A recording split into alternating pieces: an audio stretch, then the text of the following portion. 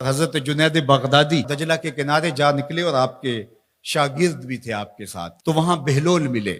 بہلول ایک مجذوب تھے، تو کہا کہ چلیے ان سے ذرا بات کرتے ہیں۔ تو شاگردوں نے کہا یہ تو ایک دیوانہ شخص ہے اور آپ اس سے کیا ملیں گے، آپ اتنے پڑھے لکھے عالم اور اتنے بڑے فقیہ اور صوفی، اور ایک دیوانے شخص سے آپ ملیں گے؟ دنیا اس کو دیوانہ کہتی تھی، بہلول دیوانہ۔ لیکن سعدی بولے کہ سعدیہ نزدیک رائے عاشقاں، خلق مجنونند و مجنو عاقل است، کا اصل تو عاقل یہ لوگ ہیں۔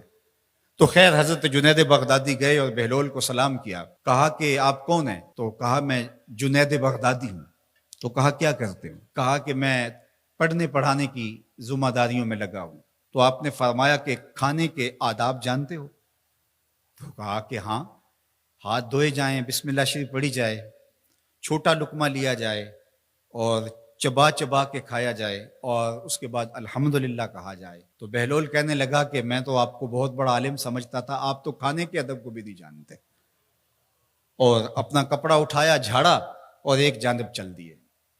شاگردوں نے کہا ہم نے آپ کو کہا تھا کہ اس شخص کے پیچھے جانے کا کیا فائدہ، یہ تو دیوانہ شخص ہے۔ تو کہا نہیں میں اس کے پیچھے چلتا ہوں۔ پھر آپ اس کے پیچھے بھاگے۔ تو پھر بہلول نے پلٹ کے دیکھا، کہا کہ کون ہو؟ کہا کہ میں جنید ہوں، آپ کو ملنے آیا ہوں۔ تو آپ نے پھر ایک سوال کیا، گفتگو لمبی ہو جائے۔ تیسری مرتبہ بھی جب وہ اپنا دامن چھاڑ کے گزرے تو پھر آپ آگے بڑھے۔ انہوں نے پوچھا کون ہو؟ انہوں نے کہا کہ میں ایک عام سا شخص ہوں، تو آپ کے پاس جو ہے وہ سیکھنے آیا ہوں۔ تو کہا کہ میں نے تم سے پوچھا تھا کہ کھانے کے آداب کیا ہیں، تو تم نے یہ بتایا تھا۔ کہا جی میں نے تو یہی پڑھا ہے اور میں نے یہی بتایا ہے۔ تو کہا کھانے کا سب سے پہلا ادب یہ ہے کہ لقمہ حلال کا ہو، باقی لقمے چھوٹے چھوٹے توڑ کے کھائے یا چبا چبا کے کھائے یا جو ہے وہ پانی پہلے پیے یا بعد میں پیے، کہا یہ باتیں بات کی ہے۔ سب سے پہلا ادب کھانے کا یہ ہے کہ لقمہ طیب ہو، لقمہ طاہر ہو، لقمہ پاکیزہ ہو۔ اللہ اکبر۔ تو ہمارے رب نے ہمیں پاکیزہ رزق کھانے کی تلقین فرمائی ہے۔ تو اللہ کے محبوب علیہ السلام نے اس شخص کا ذکر کیا جو لمبا سفر کر کے آیا اور وہ کعبۃ اللہ کے سامنے کھڑا، وہ اللہ تعالیٰ جل شانہ کو پکارتا ہے اور کیا کہتا ہے، یا رب یا رب۔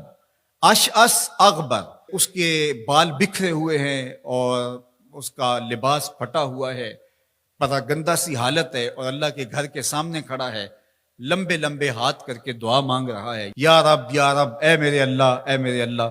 لیکن فرمایا وَمَطْعَمُهُ حَرَامٌ وَمَشْرَبُهُ حَرَامٌ وَمَلْبَسُهُ حَرَامٌ وَغُذِّيَ بِالْحَرَامِ فَأَنَّىٰ يُسْتَجَابُ لِذَٰلِكَ۔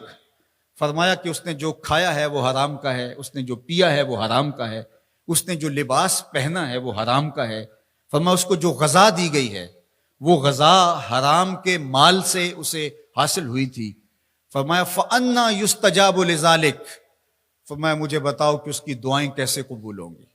وہ کعبۃ اللہ کے پردے کو تھام کے کھڑا ہے، ملتزم سے لپٹ کے رو رہا ہے، وہ حتیم میں کھڑا ہے، وہ کعبہ کے اندر بھی چلا گیا، کعبہ کی چھت پہ سقف بیت اللہ پہ بھی کھڑا ہے، مطاف میں کھڑا ہے، وہ حجر اسود کے ساتھ لپٹ کے دعائیں مانگ رہا ہے، مقام ابراہیم کے پاس کھڑا ہو کے دعائیں مانگ رہا ہے۔